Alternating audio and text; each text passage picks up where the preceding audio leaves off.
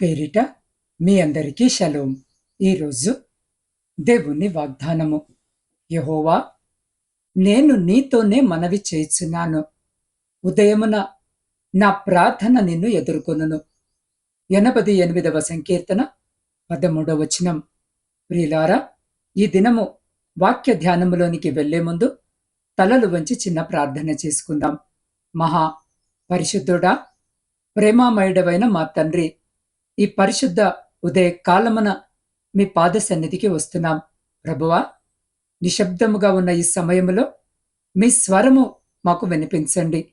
లోకపు గోల మా చెవులకు తగలకుండా మీ ఆత్మ మా హృదయాలతో మాట్లాడనివ్వండి. వాక్యము వింటున్న ప్రతి బిడ్డ మనోనేత్రాలను తెరవండి.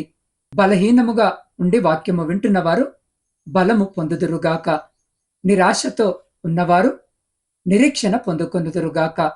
ఈ సమయమంతటిని మీ హస్తాలకు అప్పగిస్తూ యేసు క్రీస్తు నామమున అడిగి పొందుకొని ఉన్నాము తండ్రి, ఆమెన్. ప్రియ సహోదరి సహోదరులారా, ఈరోజు జీవాక్యము వినుచున్న మీ అందరికీ మన ప్రభువును ప్రియరక్షకుడైన యేసు క్రీస్తు శక్తి కలిగిన నామమున ఈ నూతన దినపు శుభములను వందనములను తెలియజేయుచున్నాను. ప్రియులారా, 88వ సంకీర్తన పరిశుద్ధ లేఖన భాగములోనే ఒక విలక్షణమైన కీర్తన. సాధారణంగా కీర్తనలు విలాపముతో మొదలై స్తుతితో ముగిస్తాయి. కాని ఈ కీర్తన మొదటి నుండి చివరి వరకు ఒక గాఢమైన వేదనను, చీకటిని ప్రతిబింబిస్తుంది. అయితే ఈ చీకటి లోయలో కూడా ఒక గొప్ప వెలుగు రేఖ మనకు 13వ వచనములో కనిపిస్తుంది. యెహోవా, నేను నీతోనే మనవి చేయుచున్నాను. ఉదయమున నా ప్రార్థన నిన్ను ఎదుర్కొనును అని. దీని అర్థము ఏమిటో తెలుసా? భక్తుడైన హేమాను తన చుట్టూ మరణము, ఒంటరితనము, రోగము ముసిరినప్పటికీ తన ఆఖరి ఆశను దేవుని మీద వదల్లేదు. మనం సమస్యల్లో ఉన్నప్పుడు సాధారణముగా 3 పనులు చేస్తాం. సమస్యను గురించి ఆలోచిస్తూ రాత్రంతా నిద్రపోతాం. ఉదయాన్నే లేవగానే మన కష్టాల గురించి ఇతరులకు ఫోన్ చేసి చెబుతాం. మన పరిస్థితిని చూసి మనమే కృంగిపోతాం. కానీ వాక్యము సెలవిస్తుంది, నీ మొదటి మాట మనుషులతో కాదు, నీ మొదటి విన్నపము లోకముతో కాదు, అది నీ సృష్టికర్తతోనే ఉండాలి. ఉదయమున నా ప్రార్థన నిన్నెదుర్కొనును అంటే సూర్యుడు ఉదయించకముందే, నీ సమస్య నిన్ను భయపెట్టకముందే నీవు దేవుని సింహాసనాన్ని చేరుకోవాలి. ప్రియులారా, ఒక చిన్న ఊరిలో ఒక భక్తుడు ఉండేవాడు. ఆయనకు ఒక అలవాటు ఉండేది. ప్రతిరోజు సూర్యోదయానికి ముందే లేచి తన ఇంటి వెనుక ఉన్న కొండపైకి వెళ్ళి ప్రార్థన చేసేవాడు. ఒకసారి ఆ ఊరికి గొప్ప కరువు వచ్చింది. పంటలు పండలేదు, తాగడానికి నీళ్లు లేవు. ఊరి జనమందరూ గొడవ పడుతూ ఒకరినొకరు నిందించుకుంటూ కూర్చున్నారు.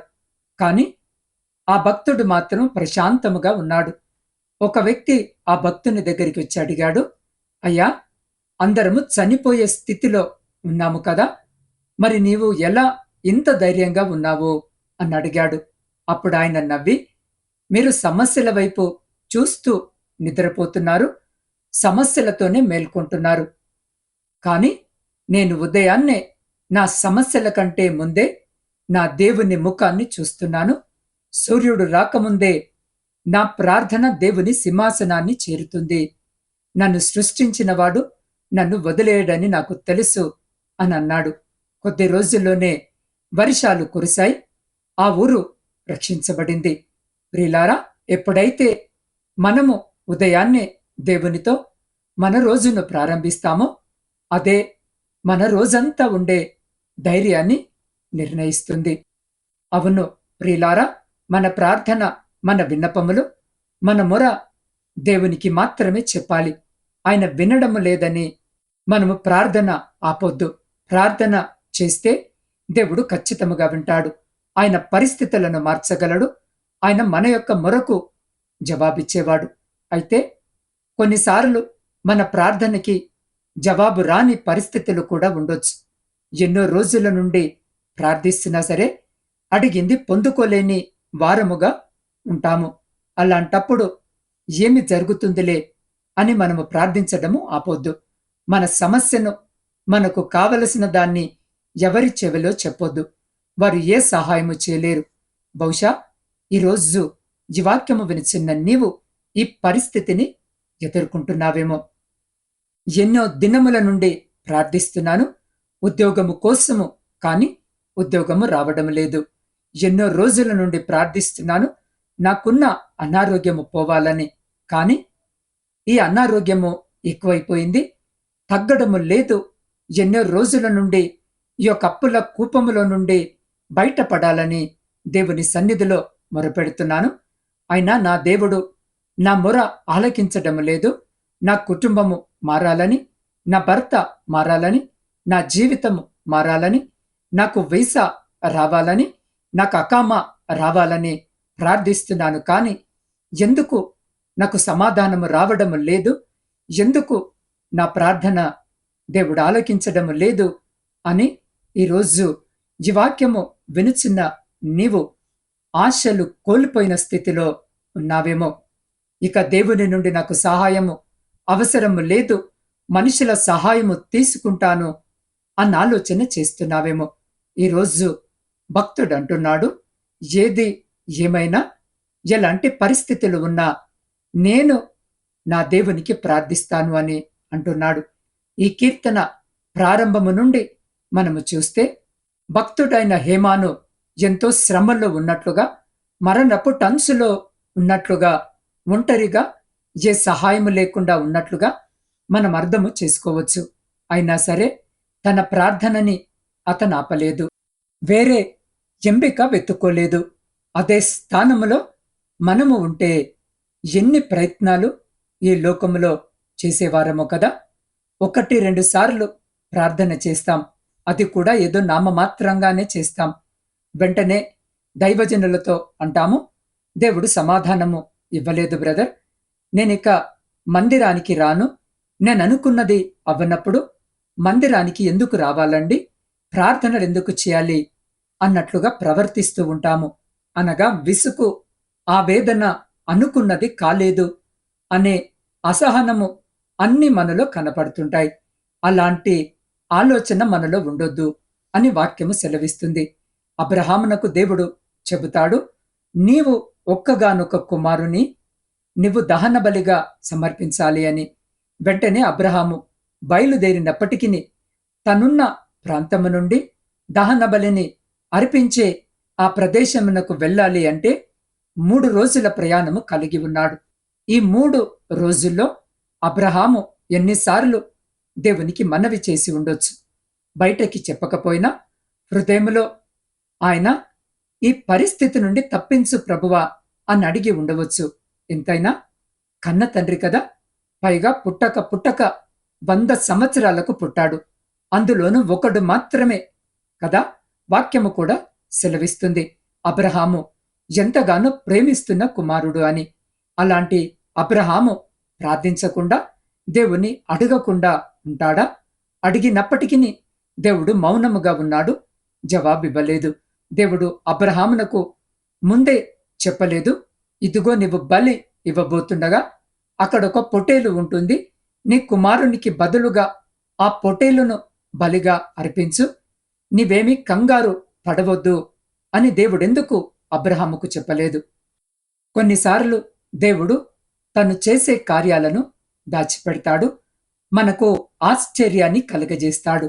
మనం అనుకుంటాము, అంతా అయిపోయింది, ఇక నా జీవితంలో ఏమీ మిగలలేదు, ఉద్యోగము రాదు, ఈ రోగము తగ్గదు, నాకున్నటువంటి ఈ సమస్యలో నుండి నేను బయటపడను, నాకున్న అప్పులు ఇంతే ఉండిపోతాయి, ప్రార్థిస్తున్నాను, సరే జవాబు రావడము లేదు అని ఇలా అయిపోవడము, ఈ శోధనతోనే జీవించడము దేవుని చిత్తమేమో, నేను బాధపడటము ఆయనకిష్టమేమో అని మనము ఊహించుకుంటాము. కానీ దేవుడు ఏ స్థితినైనా, ఏ పరిస్థితినైనా మార్చగలడు. ఆయన కునుకని దేవుడు. మనము మొరపెట్టకముందే, మనం అడగకముందే మన అక్కరలను ఎరిగినటువంటి దేవుడు అని మర్చిపోతాం. నిరాశలోనికి వెళ్ళిపోతాం. అయితే మనమెప్పుడు దేవుని విషయంలో ఆశలు కోల్పోవద్దు. దేవుడు వినడము లేదు అని నీ ప్రార్థనను ఆపొద్దు. భక్తుడంటున్నాడు, ఉదయాన్నే ప్రార్థనతోనే దేవుని ఎదుర్కొంటున్నాను అని. అంటే భక్తుని ఆశ, నా దేవుడు నా మొర విని నాకు సహాయము చేస్తాడు అని. నీవు కూడా ఈ రోజున అదే ఆశ కలిగి ఉండు. తప్పకుండా దేవుని నుండి నీకు సహాయము వస్తుంది. కాబట్టి ప్రియ సహోదరి సహోదరులారా, మన ప్రార్థన జీవితము ఎలా ఉంది? మన అవసరాలు తీరనప్పుడు మనము దేవునికి దూరం అవుతున్నామా? లేక కీర్తనకారుడిలా మరింత పట్టుదల కలిగి ఆయనను ఎదుర్కొంటున్నామా? ప్రార్థన అంటే కేవలము అడగడం మాత్రమే కాదు.